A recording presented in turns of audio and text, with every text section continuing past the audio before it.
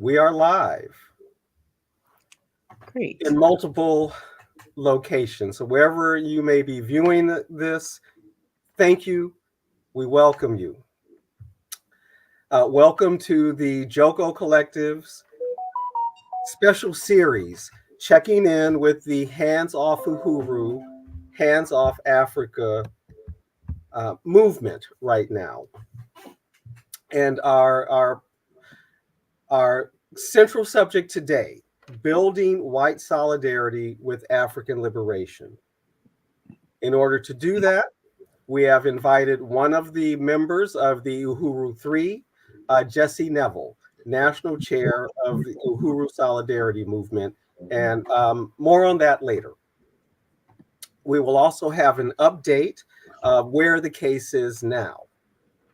But before we do anything at Joko, whenever we start our programs, we always like to acknowledge that we do this work on the unceded lands of the Tongva people, the indigenous people of what is now called the Los Angeles Basin. And I always like to add, and partly because I grew up here and love the beach, the Chumash people, a little further north up the coast as you get into Ventura and Santa Barbara County. So we do this work from Tongva and Chumash land.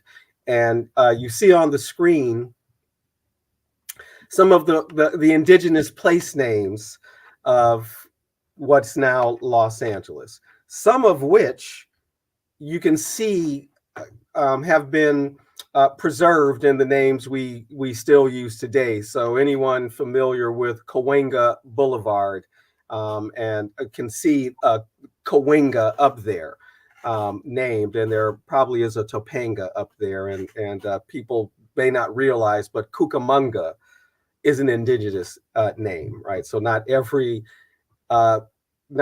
place name in Southern California that doesn't sound English is necessarily Spanish, right? Often it's an indigenous name. So we do this on the unceded lands of the Tongva, and we think it's always important to remind folks that the United States is a settler colonial state. And at this point in history, probably the leader of settler colonial states around the world, including Australia, New Zealand, Canada, Israel, New Caledonia. They're numerous. We're going to begin with our update on the case that the government is trying to create or is creating against the Uhuru 3. Ordinarily, that would come from Mwezi Odom, chair of Hands Off Uhuru, Hands Off Africa. Mwezi couldn't make it, so Jokoista Tasha Thomas will handle the update tonight. Yes, excellent. Sister Mwezi sent us some detailed talking points that will allow us to share with the community in detail what is happening with the Fight Back, the case, and the Fight Back campaign. And I'm just going to read directly from her wonderfully scripted notes. Since our last update, we've learned, after 4 months of waiting, that it was on Friday, January 26, 2024, that the U.S. Magistrate Judge in the Federal District of Tampa, Florida, filed an order recommending the denial of the Uhuru 3's motion for dismissal of the bogus charges against Uhuru Movement founder and Black liberation leader, Chairman Omali Yeshitela, along with Penny Hess, chair of the African People's Solidarity Committee, and Jesse Nevel, national chair of the Uhuru Solidarity Movement, two white organizers who work under the leadership of the Uhuru Movement. We continue to follow and support this case, which has experienced a near whiteout by mainstream media, because for those who aren't aware, last year the US federal government indicted the Uhuru 3 on the absurd charges that Chairman Omali Yeshitela and the Uhuru movement's 50-year struggle for Black freedom suddenly became a Russian-led conspiracy. The 2023 indictment came 9 months after the highly publicized, violent, military style FBI raids on 7 homes and offices of the Uhuru movement on July 29, 2022. The Uhuru 3 attorney's motion for dismissal called for the baseless charges to be dismissed on the grounds that it violates the First Amendment right to freedom of speech. Everything the Uhuru 3 have been accused of is free speech, constitutionally protected by the First Amendment. But the federal government argues that these constitutional protections of free speech disappear because the speech, as they say, is given at the alleged direction of a foreign government, in this case, Russia. We denounce this insulting claim that African or Black people don't have agency or the intelligence to lead their own struggle for liberation against an oppressive system that has dominated African people for centuries. It's clear that the African People's Socialist Party and Chairman Omali Yeshitela himself has been leading a powerful movement for over 50 years because of the reality that Black people face everywhere we are around the globe. You can go ahead and advance the slide. Okay.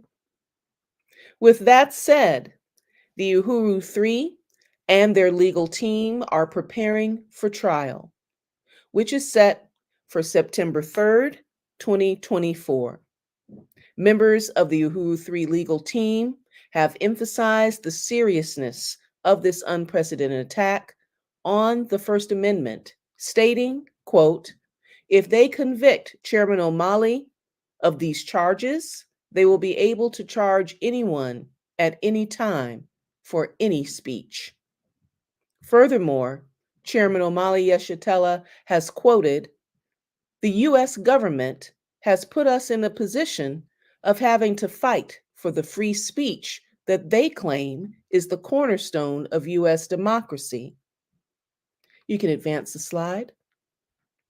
The Uhuru 3 each face a sentence of up to 15 years in prison. The Uhuru 3 case has sparked the emergence of a global anti-colonial free speech movement led by the Hands Off Uhuru Fight Back Coalition. The campaign is calling on people to visit handsoffuhuru.org to stay informed, read the court documents, sign up for emails, volunteer, and attend the Hands Off Uhuru Fight Back Coalition meeting this Saturday. You can advance the slide if that's not the one that's up. This Saturday, February 24th at 11 a.m. Pacific, 2 p.m. Eastern.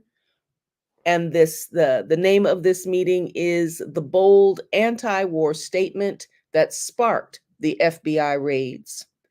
And that's taking place on the 2-year anniversary of the Russia-Ukraine war, where Omali Yeshitela boldly spoke out in opposition to this predatory war, the devastating impact of which we have all seen.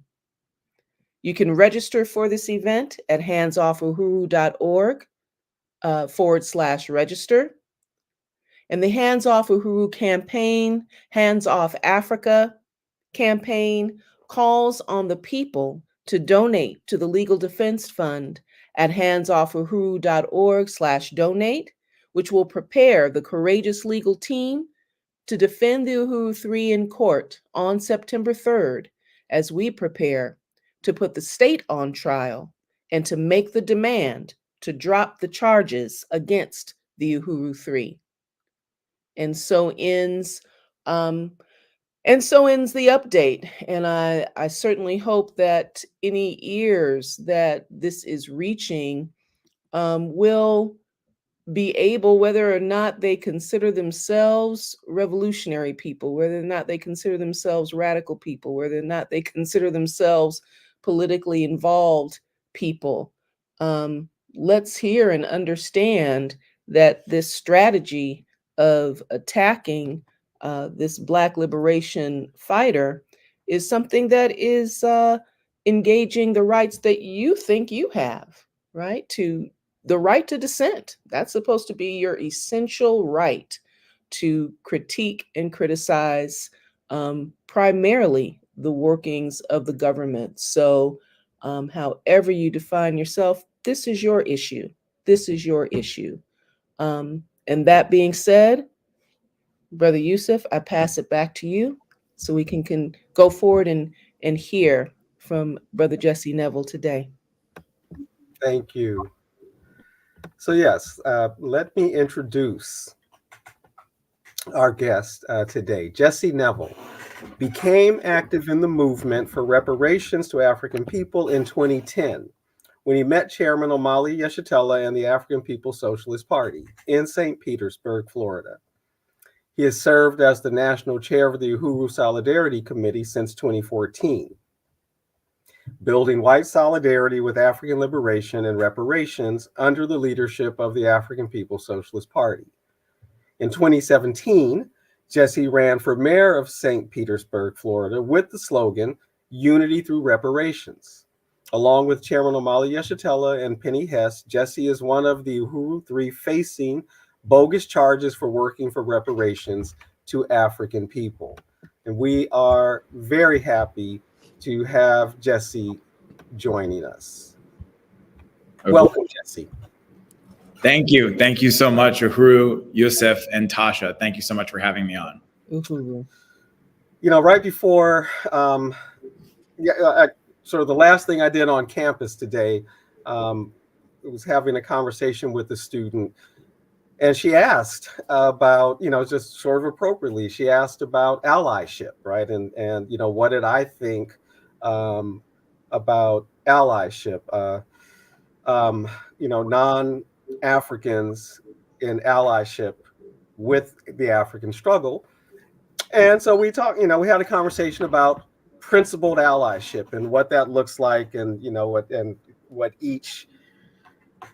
what people are willing to risk to be an ally, right? And everybody's got to answer that individually, right? What are you willing to give up? Or even, within the colonized community, right? That question has to be, answered. What am I willing to risk to fight back? So with that, right, I thought how appropriate, because we're going to have this conversation about building solidarity. But we want to start, a little more about you, right? So we had the brief bio, but I'd like to know a little something about your personal journey. So what, for example, brought you to a space where Chairman Omali Yeshitela was speaking, or was that just sort of a happenstance? And so what's been your political journey to the Uhuru Solidarity movement and the African People's Socialist Party? Well, thank you again to you, Comrade Yusuf and Tasha and Joko Collective. I'm very honored to be able to participate in this show. You have a great show. You've done some amazing interviews. I've really enjoyed watching them, and just, again, really excited to be here. And I want to appreciate also Chair Mwezi Odom and what she sent in terms of the report on the Uhuru 3 case, and also just her incredible leadership over the Hands Off Uhuru anti-colonial fight back. And I'm happy to talk about the journey I went on, which I think in many ways is similar to the path that a lot of us in the Uhuru Solidarity movement found ourselves on. And there's this saying that all roads lead to Uhuru. So there are certain aspects of it that seem random. We all come from different angles and backgrounds, but ultimately the solution that we find in the leadership of the African working class and the leadership of the African Revolution. And just want to, first of all, acknowledge Chairman Omali Yeshitela, who you mentioned, and just recognize that everything that I have the ability to understand and articulate as a member of the African People's Solidarity Committee and the Uhuru Solidarity Movement has come from just the incredible experience and honor that I've had over the past 14 years and continue to have to this day, working under the chairman's leadership and being able to study the theory of African internationalism, which allows us to see the world through the eyes of the African working class and through the eyes of the colonized peoples of the world, which is another way of saying seeing the truth, seeing the world as it really is, not through the blinders that we put on as the colonizer. As far as how I met this movement, how I was able to have the incredible experience of crossing paths with this movement, I actually first met the Uhuru movement in late 2009. I was a student in St. Petersburg, Florida. I grew up in Miami, and then I moved to St. Petersburg, Florida, really for no particular reason. I just happened to get accepted into a college there, so I decided to move there. And I was attending a conference, not in St. Petersburg, but in Sarasota, Florida, at New College, which is a place that has now been taken over by Ron DeSantis, and they would not allow the kind of conference that happened then to happen now. But one of the speakers at that conference was Penny Hess. And another speaker was Aisha Fields, who's a leader within the African People's Socialist Party. And it was the only workshop at the conference that I went to. And the conference wasn't sponsored by the Uhuru movement. It was sponsored by students, and they had a whole bunch of stuff going on there. But there was one particular workshop that really, the title of it caught my eye. It said, "Colonialism is killing the environment." I was someone who was concerned about environmental issues and things like that, but I had never seen it summed up that way. Seen, the real origin of the problem so clearly identified. So I said, I'd like to go see what that's about. I knew nothing about the solidarity movement or anything. And so it was quite an eye-opening and shocking in some ways experience to attend that first presentation and to hear Penny Hess, who's a white person, come out. And it was the first time I had ever heard a white person tell the truth about white people and about the history of white society and this country and this government that was built on the assault on Africa and the invasion of Africa and enslavement of African people and transforming African human beings into commodities for sale as the first commodity of capitalism, and just the slaughter of the indigenous people and the complicity and active participation of the general white population, and what that means in terms of our responsibility to fight for reparations to African people as a revolutionary stand. It was incredibly eye-opening. And of course, that was all based on the fact that Chairwoman Penny Hess is under the leadership of the African People's Socialist Party and Chairman Omali Yeshitela. So that was my first introduction. And then a few months later, I was back in St. Petersburg and I picked up a flyer. And I actually did not get involved after that first event, but it really piqued my interest. But I did not sign up to get involved. Then I picked up a flyer a few months later, in January of 2010, and had a picture of Chairman Omali Yeshitela on it. He was being honored at an event at the Campus Activities Center on the campus because his books were acquired into the Special Collections Archive on the campus. So they held a special event with the library to honor his life's work. And I'll never forget that day. I tried to bring out some of my friends to go see the chairman speak. And it was an event that I later found out was coordinated by Deputy Chair Onezene Yeshitela, who's a brilliant leader within the African People's Socialist Party as well. And it was a beautiful event. Like they had what they called an African dessert buffet. They had all these things laid out and I remember for some reason very distinctly, they had these little red velvet cupcakes with red, black, and green flags. Yes. Little toothpicks stuck in them. Yeah. It was just a beautiful and very impressive event. And then the way the event was structured was that the chairman was on stage kind of seated in a more comfortable kind of conversational format. And there was a librarian interviewing him, and there was a slideshow behind him. And they went through the chairman's whole life's work going back to the 1960s and his time with the Student Nonviolent Coordinating Committee and the junta of militant organizations, and all the way up through, him founding the African People's Socialist Party and founding the Solidarity Movement and fighting to make reparations a household word. And it was just mind blowing. And that was where, and then I saw Penny there again, and I was like, oh, I remember seeing you a few months ago. And that was where I signed up, and it just answered so many questions that had been plaguing me, and just made so much sense and showed the way forward. Mm-hmm. I remember that event. Really? Yeah, I do. It was right about that time that I discovered the burningspear.com. And so it was posted there, right? Video of the event was posted there. So yes, I do remember that event. And I also remember being, like pleasantly surprised, like, wow, right? A college is collecting the chairman's papers. This is a great thing, right? This is, but it was also an interesting thing. It's like, it's so unexpected, right? But anyway, I do remember that event and the coverage, right, on the burningspear.com. You said something that that piques another question for me. Excuse me, Yusuf. There seems to be some. Are you hearing some interference? No, I'm not. Jesse, do you hear? Are you hearing it, Jesse? It sounds good to me right now. Yeah, we're underwater. Oh, really? I'm not hearing that exactly. My audio sounds normal.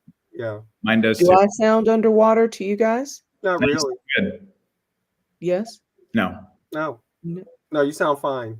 Okay. So it might be your audio. Okay, maybe it's particular. But then if something all right. Okay. But you had mentioned, what is it? Colonialism is killing the environment, something to that effect, right? And so that got me thinking about, there is a lot of concern, movement, and appropriately so, for the environment. But also sometimes I wonder if some of the movement energy is directed toward the environment and animal welfare. So, what was it about solidarity with colonized people? Other than, just the environment or animals. And, I don't want to kind of say just the environment, because we all rely on it. But I think you see what I'm getting at, right? That, this sort of political choice that people are making in terms of what they're going to be out there for and practice their progressivism or whatever, right? Yeah, I appreciate that question. And kind of two things I would say about it is that the whole question of colonialism and that understanding of Chairman Amalia Shitela and African internationalism, that the condition facing African people and oppressed peoples throughout the world is colonialism, and that colonialism is not a policy of the United States or France or any other colonial power. Colonialism is actually the mode of production that is responsible for the existence of all of those entities. And I appreciated you going through and talking about settler colonialism earlier, and the United States, Canada, Australia, South Africa, Israel, all these settler colonial entities that operate in a global colonial mode of production, as the chairman explains it.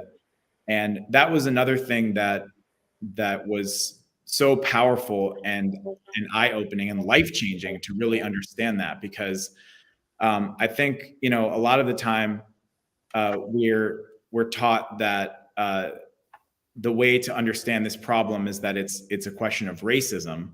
And for white people, there's all these anti-racist workshops you can go to, and I never went to one of those, but I did try to read some of those books about being an anti-racist ally and things like that. And it was ultimately just did not provide any kind of real answers about what to do, Mhm.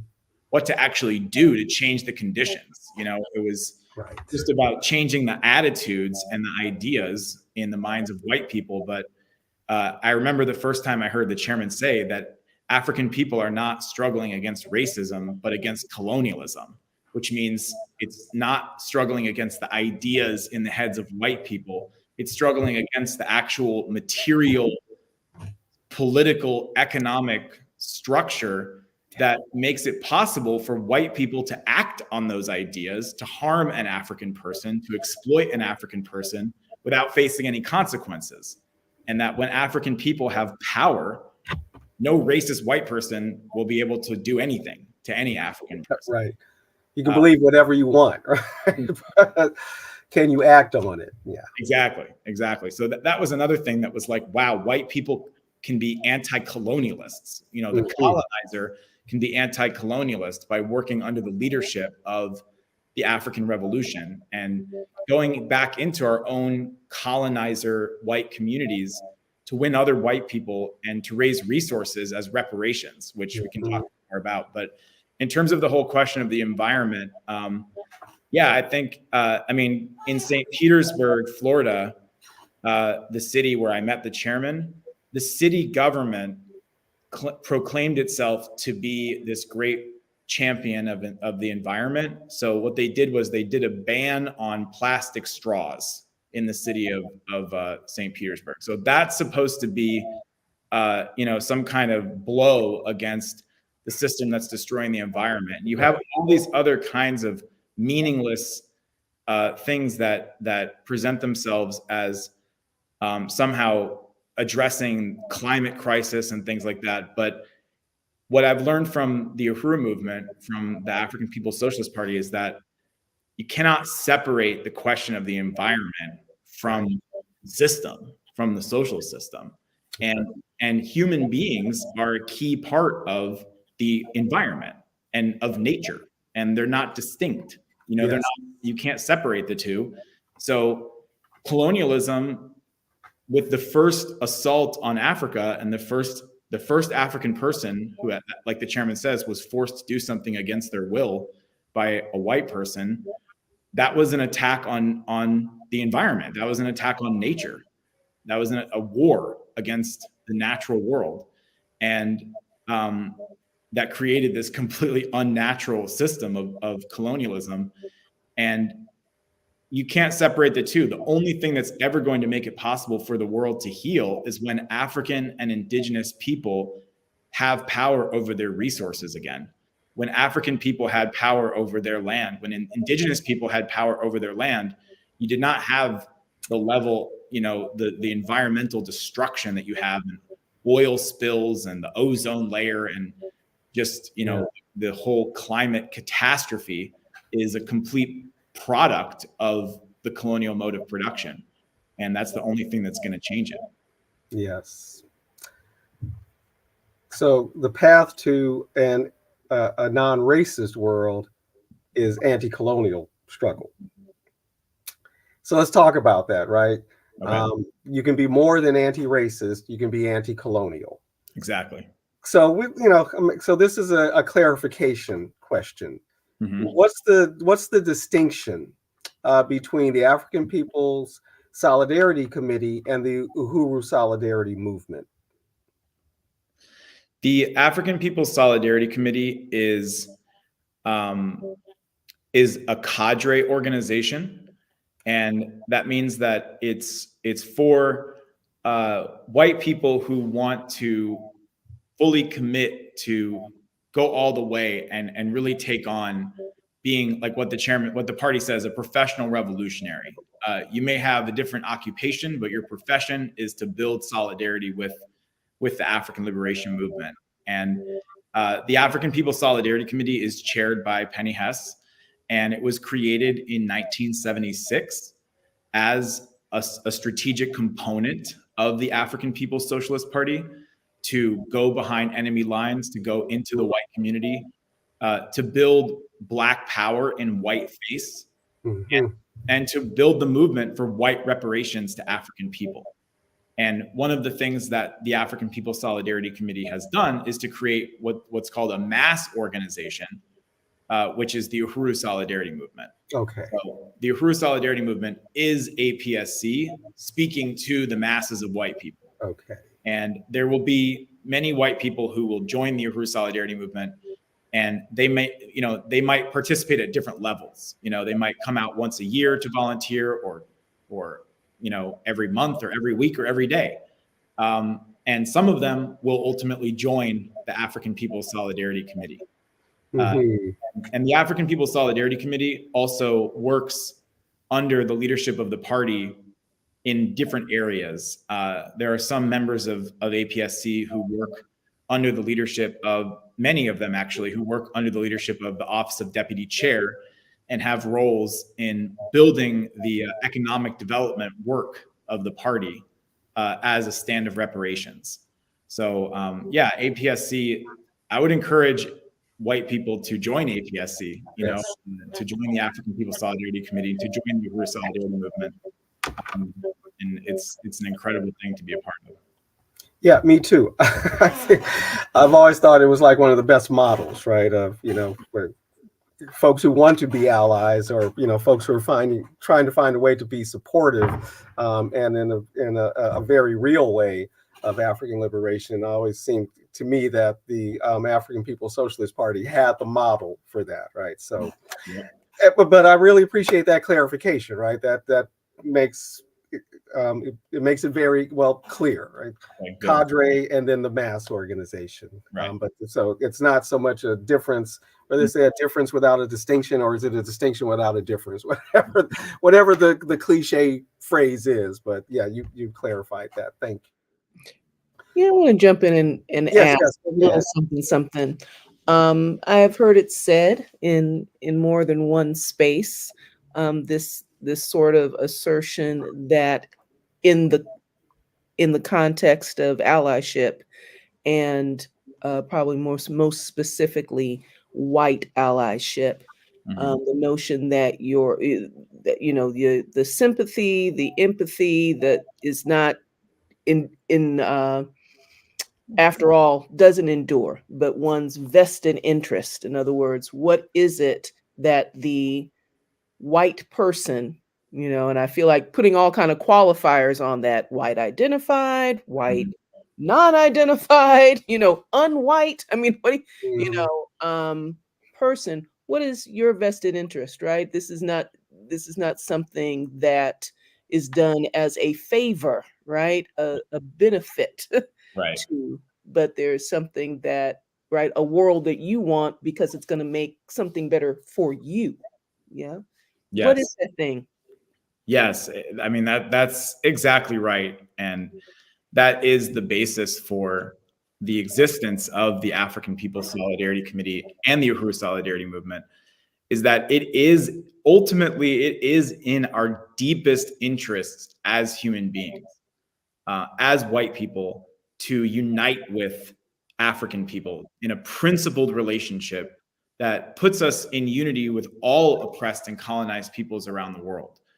And we talk about like what you risk, or what you have to relinquish in doing that, but what you gain is much greater, which is an end to the isolation that we have placed ourselves in from the rest of humanity.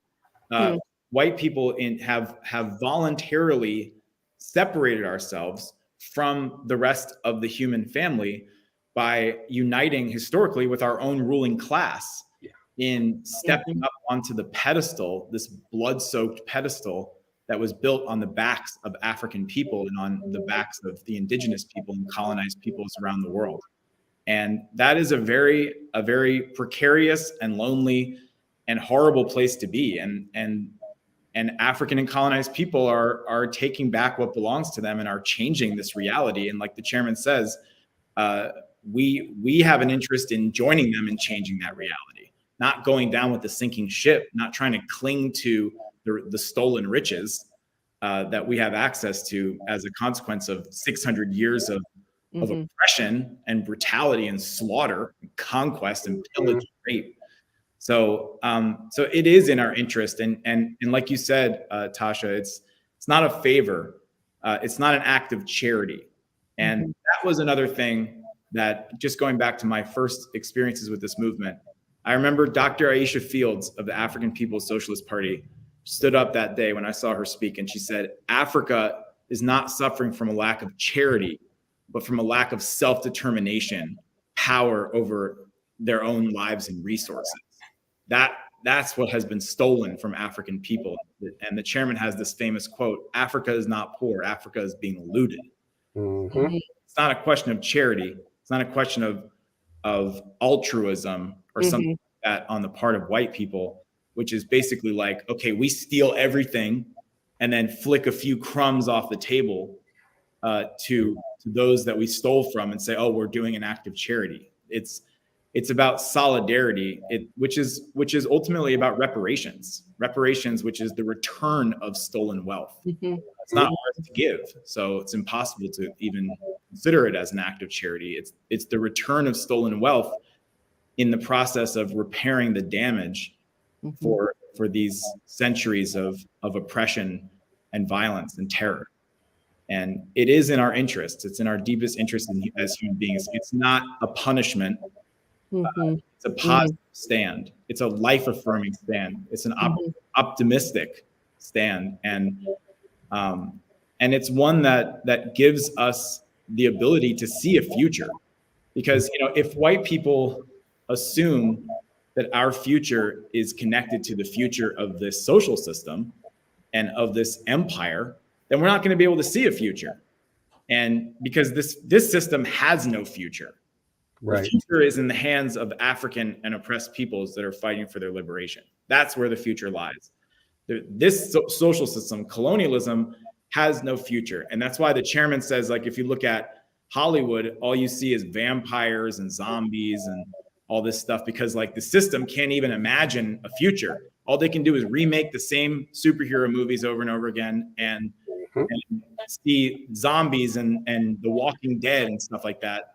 As the chairman, gives that brilliant analysis. And that's why so many white people are committing suicide and dying from drug addiction and alcoholism and, have severe depression and all of this, because it's like we can't see a future outside of this system.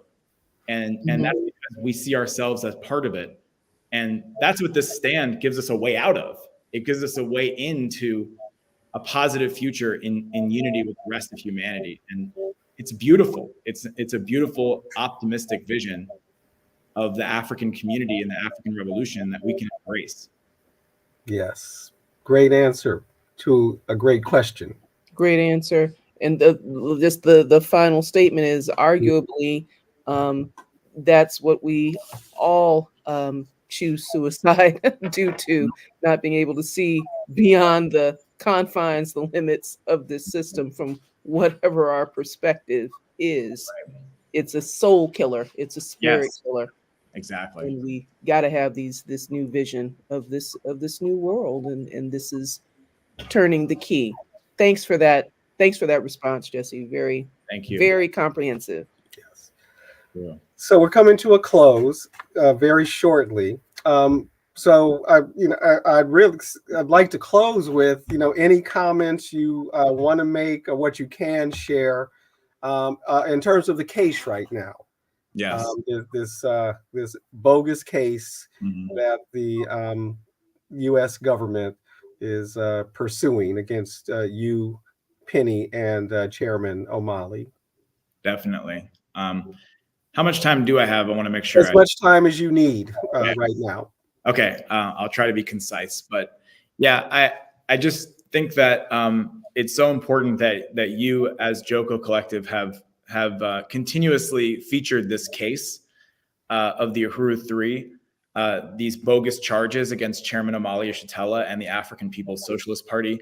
I think that this is, and it's becoming increasingly widely understood as the most important free speech battle happening in this country right now. And I think that that's very important for everyone to understand and internalize. And as was mentioned at the beginning, this all kind of came to the surface on July 29th of 2022, which amazingly is almost 2 years ago. The FBI came into 7 different homes and offices of the Uhuru movement, including the home of Chairman Omali Yeshitela and Deputy Chair Ona Zanea Yeshitela in North St. Louis, including this building I'm in right now, actually, which is the Uhuru Solidarity Center on the south side of St. Louis, including the apartment upstairs where I live with Comrade and my wife, Amanda Carlozzi. They also came to the home of Penny Hess with another comrade, Kitty Riley, of the African People's Solidarity Committee. They came to the Uhuru House in St. Petersburg, Florida, which is in the African community there. And they came to the residence of Akile Anai, who is a brilliant leader of the party in St. Petersburg, Florida as well. And this was, as people have seen videos and things like that, this was not, an FBI agent with a briefcase, right, suit and tie, showing his badge. This was, stormtroopers in SWAT gear, tactical SWAT gear, with assault rifles, and then like dozens and dozens of them coming in, banging down the doors with battering rams that were like these long, jaggedy looking things that were attached to vehicles that they were dragging into the building. That's how they were getting the battering rams through. Came in immediately at 5 o'clock in the morning, all of a sudden, loudspeaker blaring, "This is the FBI, come out with your hands up, nothing in your hands, follow orders, this is the FBI." They did this, and they also cordoned off the community on the north side, and basically occupied and terrorized the African community there. They brought out, the chairman came down the stairs. They had laser red sights trained on his chest to demonstrate that they had the power of life and death over him. And, the chairman talks about what happened to Fred Hampton in 1969 at 4 a.m. in Chicago, not that far from here. And this was the same thing, that it was an assassination attempt. If there had been one wrong move, quote unquote, that's right. It would have been, we know what would have happened. So they handcuffed the chairman. They handcuffed Deputy Chair Ona. They told them to sit on the curb, which they refused to do. And that was just a hideous attempt on the FBI's part to try to humiliate and degrade them. And then they occupied their home for hours. They broke through windows. They smashed through windows on all sides of the building. They sent a drone into the building. They came in with their assault rifles and flash bang grenades exploding and going off, and ransacked the building for hours and hours and hours. They had armored vehicles outside, and they did the same thing over here in South St. Louis. And just one quick word about that. This is one of the things that the chairman has explained is so significant about the Solidarity movement, is that in the 1960s, they were able to isolate the U.S. government was able to isolate the African liberation movement. And when Fred Hampton was killed, even when Martin Luther King was assassinated, there were uprisings in African communities all over this country, but there were no uprisings in white communities. White people were largely quiet and had no real meaningful response. When Martin Luther King, Malcolm X, Fred Hampton were killed, they were able to isolate the Black movement and contain it in that way. But part of what the party did with the Solidarity movement is open a new front in the white community. So they had to come, in order to attack the Black Power movement, they went into the Black community, and they also had to go to the white community. So they're now in the white neighborhoods over on South St. Louis with the same armored vehicles and the same assault rifles and the same flashbang grenades, carrying out this assault on the African liberation movement in the form of this building, which we have a big sign out front that says "Unity through Reparations." And that's the building that they came in with battering rams and knocked down the doors and handcuffed people here. We've pointed out, and actually Lisa Davis of the Black is Back Coalition has pointed out that The U.S. government never charged any of the thousands of white people who carried out lynchings of African people for over 100 years at the turn of the century. But now you have white people for the first time working under the leadership of the African Revolution for reparations, and we get indicted. Yeah. So that tells you everything you need to know about the U.S. government and where they want white people to be and where we need to be if we want to be on the right side of history. So just to quickly wrap up talking about this case, 9 months after those violent military raids, this indictment comes down from Florida. A federal court, a federal grand jury comes out with this indictment of Chairman Amalia Shatella, who's the primary target of this attack, and Chairwoman Penny Hess and myself. And we are charged with 2 counts of 2 charges, 1 count each. So one of the charges is conspiracy against the government. Okay, so basically a conspiracy to commit an offense against the government. That's 5 years in prison. Yeah. The other charge is called Section 951, which is basically that you are accused of being a foreign agent of a foreign government without notifying the Attorney General's office beforehand. That's a maximum 10-year prison sentence. Right. And they charged Chairman Amalia Shatella and the Uhuru movement with these ludicrous charges, alleging that Chairman Amalia Shatella, again, 82 years old, fighting for the liberation of African people since he was in his 20s, suddenly in 2014 became a pawn in a Russian conspiracy to sow discord in the United States, undermine U.S. democracy. They say the chairman did. What did they say the Uhuru movement did? They didn't accuse the Uhuru movement of spying. They didn't accuse the Uhuru movement of lobbying, of bribery, of fraud, of violence, anything like that. They accused the Uhuru movement of doing what we're doing right now, having speech, of holding webinars, doing protests, doing a reparations tour, taking an Africans Charge Genocide petition to the United Nations to charge the United States with the crime of genocide against African people based on international law. All of these things which are protected, are supposed to be protected by the First Amendment to the US Constitution, freedom of speech, political speech, is what they said the Uhuru movement did. But here's what they're trying to do. They're trying to establish a new precedent where they say, what you did is speech, but once you did it on behalf of the Russians, it is no longer speech. It is now action. So that's the theory they're trying to use to justify this prosecution. And as our lawyers have pointed out in our various motions that we've filed, that is unprecedented. There's almost a century of Supreme Court rulings that contradict that. They have never done that before, where they just suddenly redefine speech. They go, oh, well, yeah, it's speech, but it's no longer speech because now it's action. Because now it's action. Because you did it on behalf of the government, which isn't even true. So even there, right, exactly. So that first they have to even demonstrate that, which is wow. And that's the thing, is that like the motion for dismissal that our lawyers filed, which was put together by our brilliant legal team and under the political direction of Chairman Amalia Shatella, it basically, what that document had to argue is that even if this was true, which it's not, but even if it was true, it would still be unconstitutional to charge us because everything that the Uhuru movement did is protected by the First Amendment.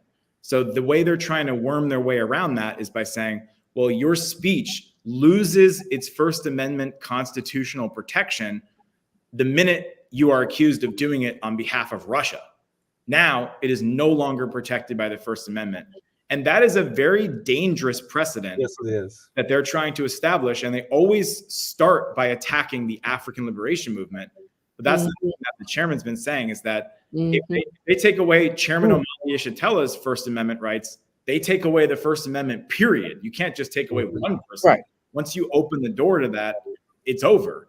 And what they are trying to establish the precedent to be able to do is basically to charge anyone for, at any time, for saying anything they don't like just by saying, well, they said it for the Russians, or they said it for the Chinese, or the Cubans told them to say it. The Iranians told them to say it. In fact, Nancy Pelosi came out and said that she wants the FBI to investigate protesters who are supporting Palestine Right. for ties to Russia. Okay. Like, clearly, that is, they're trying to open the gates to a Yeah, whole. they are. Yes. No, I hadn't heard that. Yeah. Okay. So that's why this movement, we have to win the Uhuru 3. The charges have to be dropped. They can't put a finger on Chairman Amalia Shatella. Chairman Amalia Shatella is not going to prison. That is not going to happen. And this incredible Hands Off Uhuru anti-colonial free speech coalition has been so amazing under the leadership of Chair Mwezi in just building a broad-based fight back. People across the political and ideological spectrum see that they have to get behind this, and can see, that they're attacking the party first because the party is the vanguard. They're out front. They lead the way. They stepped out first. And so, when they win, when the party wins, when the Uhuru movement wins, it will be a victory for all oppressed and colonized peoples and for anti-colonial free speech everywhere. Everywhere. Thank you. Tasha, do you have any other questions you want to share? I do not. That sounded like the summary statement. That Can I- sounded like the last Yes, it assertion. did. Something? No more Yes. genocide. Yeah, go Please ahead. do. Let's Yes. Thank you so much for having me on. This was really wonderful to be able to speak with both of you. And I just wanted to invite you and all of your listeners. We're having a national conference of the Uhuru Solidarity Movement here in St. Louis on March 9th and 10th. There will also be ways to participate on Zoom. And it's our national convention. And this year's convention is called No More Genocide in Our Name. And we will be really featuring the Uhuru 3 case. We're going to have Chairman Amalia Shatella, Penny Hess, Chair Mwezi Odom, Director Akile, our lawyers, and also the Leonard Peltier Ad Hoc Defense Committee. Oh, great. Yeah. Attorney Jennifer Jones, Ward Churchill. We have an amazing lineup for our national convention this year. So I just want to extend a warm invitation to all of our listeners to check that out. And you can go to uhurusolidarity.org/convention for more information. uhurusolidarity.org/convention. Exactly. Yes. All right. Awesome.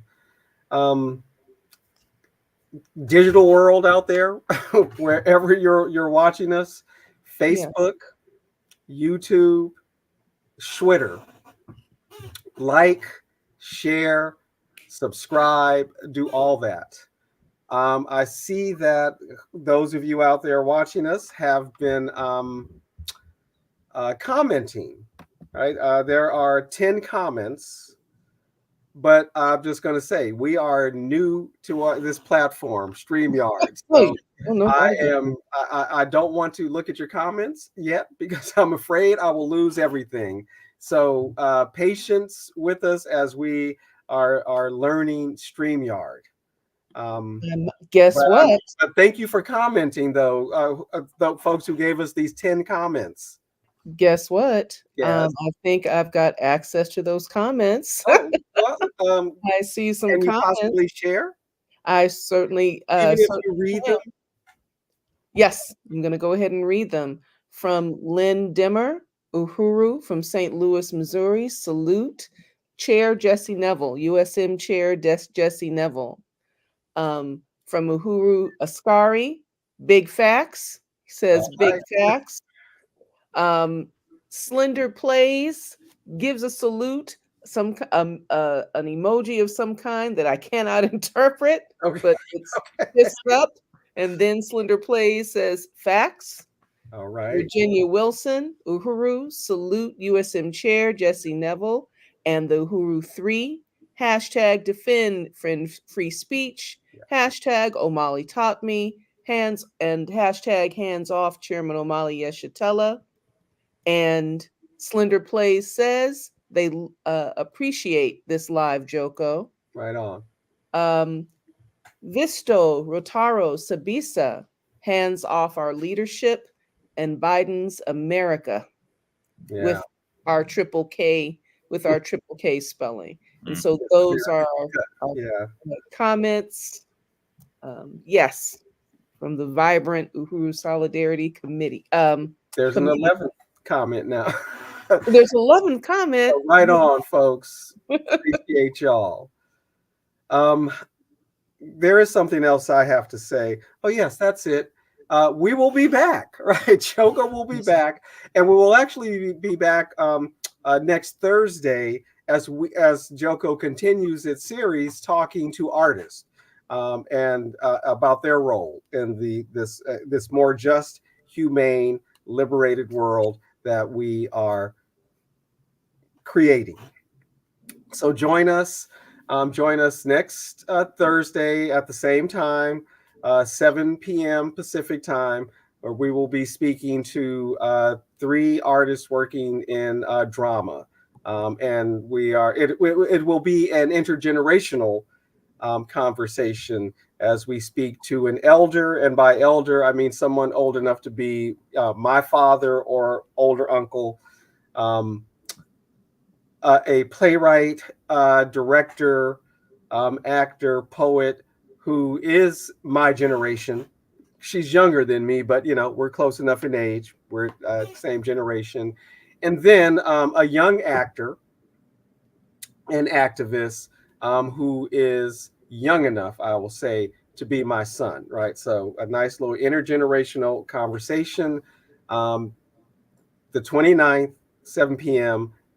Joko, all of the places we will be streaming. So look out for the notifications. As always, we thank you and we say power to the people, period. Uhuru. Uhuru. And the